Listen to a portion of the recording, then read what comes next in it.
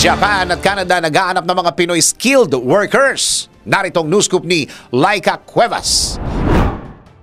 Naghahanap ng Filipino skilled workers ang bansang Japan at Canada tulad ng welder.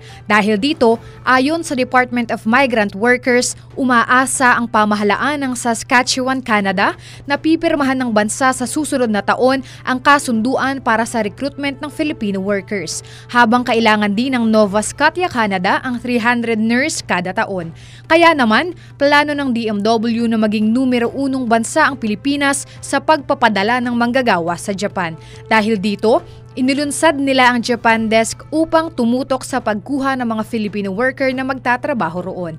Kabilang sa mga manggagawa na kailangan ay para sa sektor ng agrikultura, hospitality, manufacturing at mga care worker. At yan ang aking news scoop. Ako po si Laika Cuevas, nagbabalita ng tama, naglilingkod ng tama.